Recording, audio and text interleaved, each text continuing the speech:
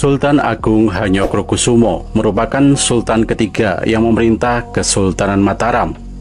Di bawah kepemimpinannya, Mataram berkembang cukup pesat dan menjadi kerajaan besar di Nusantara. Salah satu perjuangan beliau yang membekas adalah perlawanannya terhadap VOC di Batavia.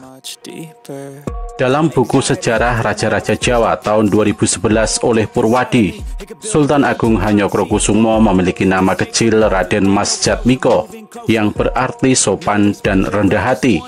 Beliau juga diberi nama Pangeran Rangsang yang artinya bergairah. Sultan Agung merupakan anak pertama dari Prabu Hadi Hanyokrowati dan Ratu Mas Adi Dyah Banowati, putri dari Prabu Wijaya. Sultan Agung lahir di Mataram, Yogyakarta, tepatnya di Kota Gede pada tanggal 14 November tahun 1593. Sultan Agung merupakan penguasa yang berusaha mengembangkan agama Islam di Pulau Jawa. Latar belakang pendidikan yang diterima beliau adalah pengetahuan agama yang didapat dari beberapa wali. Wali yang sangat berperan dan berpengaruh terhadap Sultan Agung adalah Sunan Kalijaga. Sunan Kalijaga dijadikan guru dan dianggap sebagai penasehat atau pembimbing Sultan Agung di bidang agama. Dari Sunan Kalijaga, beliau mendapatkan ajaran tentang agama, seperti raja-raja Mataram lainnya. Sultan Agung memiliki dua orang permaisuri, yaitu Kanjeng Ratu Mas Tinumpuk, putri dari Sultan Cirebon, melahirkan keturunan Raden Mas Sahwawrat atau disebut Pangeran Alit. Kanjeng Ratu Mas Tinumpuk mendapat gelar Kanjeng Ratu Kulon sebagai permaisuri yang dituakan dan memiliki kedudukan lebih tinggi dibandingkan permaisuri yang lain.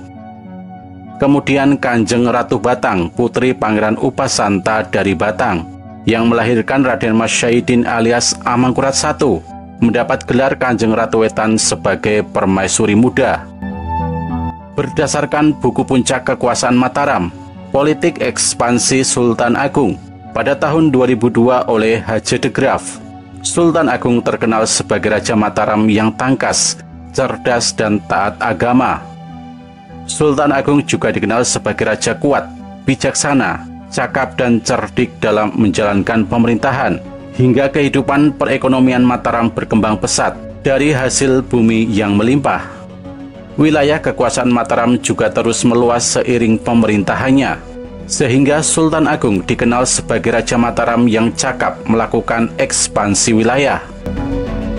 Sultan Agung naik tahta di Mataram pada tahun 1613, tapi rupanya saat itu ia belum mengenakan gelar Sultan. Memiliki nama remaja sebagai Pangeran Rangsang setelah naik tahta menjadi Prabu Hanyokrokusumo. Naskah-naskah Belanda menyebutnya dengan Sunan atau Susuhunan. Surat-surat kompeni menyebut Ratu. Pada tahun 1936, Panembahan Cirebon menawarkan pemakaian gelar Ratu Mataram, namun Prabu Hanyokrokusumo menolaknya. Pada tahun 1638, Raja Banten mendapat gelar Sultan dan sebutan bendera dari Mekah. Menurut J.K.J. Jonge, Raja Mataram menjadi iri lalu menuntut ke Banten agar gelar itu diberikan kepada Mataram. Ini tentu dugaan yang tidak masuk akal, tulis H.J. de Graaf. Bagi Mataram, kiranya lebih menguntungkan bila mendekati orang Inggris yang bermukim di Banten, agar lewat perantaraan mereka dapat diperoleh transportasi ke Mekah. Bukankah Raja Banten telah memanfaatkan jasa-jasa mereka? Lanjut de Graaf mengutip catatan dari W. Foster. Itu memang yang kemudian dilakukan oleh Raja Mataram. Pada November tahun 1640, kedatangan kapal Inggris sudah ditunggu-tunggu di Banten. Kapal itu akan membawa pulang orang Jawa yang diantar ke Mekah. Utusan Jawa ini dikirim Mataram menemui orang Inggris di Banten pada Oktober tahun 1638. Akhir tahun 1640, kapal Inggris dari Surat India tiba di Banten. Ada orang Jawa yang telah diantar ke Mekah melalui surat. Pada tanggal 27 Januari 1641, kapal Inggris dari Banten berangkat ke Jawa membawa orang Jawa, utusan Raja Mataram yang baru pulang dari Mekah. Raja Banten menyertakan beberapa kapal untuk mengawalnya. Yang dibawa utusan Jawa itu tercatat dalam berita-berita dari Demak dan Pekalongan yang disampaikan ke Batavia, yaitu bagaimana kepada Sunan dipersembahkan sebuah gelar baru dari tanah Arab dan disebut Sultan Abdul Mahomet Maulana Matafani. Sebenarnya mungkin Sultan Abdullah Muhammad Maulana Matarani, tulis The Graph. Catatan utusan kompeni di Mataram yakni Van Goens juga menyebut soal gelar baru ini. Menurut Van Goens, orang Inggris dari Jepara membawa beberapa ulama mereka ke Surat. Dari sana orang Jawa tersebut berangkat ke Mekah dengan kapal orang Islam, dan pulangnya mereka diantar oleh seorang Arab, tulis The Graph. Pada Dag Register tanggal 1 Juli tahun 1641, kata The Graph, Raja Mataram telah disebut sebagai Sultan Mataram. Namun lanjut The Graph, nama Sultan Agung yang disematkan kepada Raja Mataram ketika itu belum dipakai pada masa hidupnya. Gelar Sultan ternyata menggambarkan ketaatan raja kepada agama yang dipeluknya, seperti yang diceritakan dalam cerita-cerita tutur. Ingat saja misalnya kunjungannya ke masjid di Mekah yang legendaris, yang menceritakan berkat kesaktiannya ia dapat mengikuti sembahyang Jumat, tulis The Graph. Namun pemberian gelar Sultan ini bukannya tanpa masalah.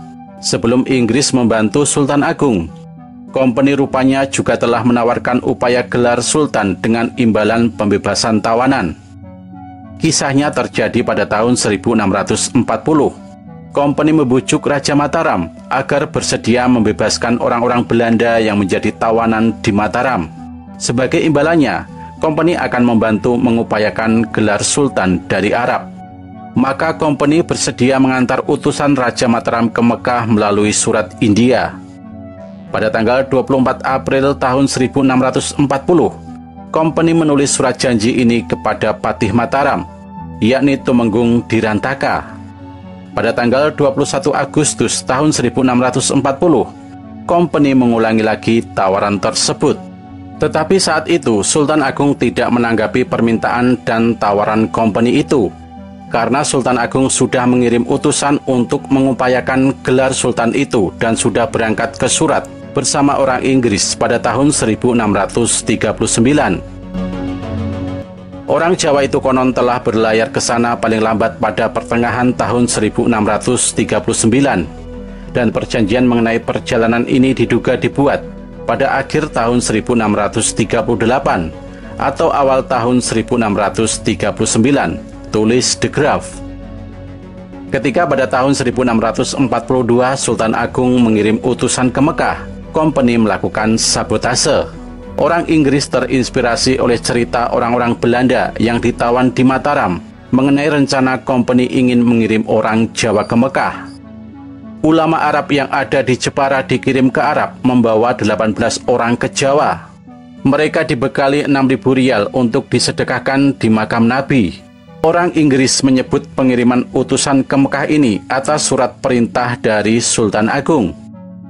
Kompeni mengetahui hal ini, lalu menyerang kapal dari Jepara itu di sebelah barat Pulau Onrus. Penyerangan pada 11 Juli tahun 1642 itu menyebabkan 1 orang Inggris tewas dan 3-4 orang mengalami luka-luka. Kompeni juga menangkap Haji Arab dan 2 Kiai Jawa serta merampas uang sebanyak 6.000 rial. 5 orang Jawa yang masih ada karena mengamuk secara nekat dihabiskan bersama orang Inggris, tulis The Graph. Haji dan Kiai yang ditahan kompeni diinterogasi. Mereka dipaksa menulis surat kepada Sultan Agung yang isinya memberitahu kompeni akan membebaskan mereka dan membolehkan mereka melanjutkan perjalanan ke Mekah dengan syarat Sultan Agung membebaskan orang-orang Belanda yang ditawan di Mataram. Surat tertanggal 12 Juli tahun 1642 itu lalu dikirim ke Mataram oleh salah satu orang Jawa yang dibebaskan. Tetapi reaksi Sultan sangat bertentangan dengan harapan Batavia. Sekarang kompeni tidak hanya berhadapan dengan Sultan Agung, kompeni juga harus menangani protes dari orang Inggris. Seminggu setelah peristiwa di perairan Batavia itu, Orang Inggris di Banten melakukan protes. Terjadilah pertengkaran mulut secara panjang lebar. Orang Inggris itu kemudian meminta ganti rugi sekitar 640 rial. Dengan imbalan bersedia menjadi penengah penyelesaian masalah company dan Sultan Agung.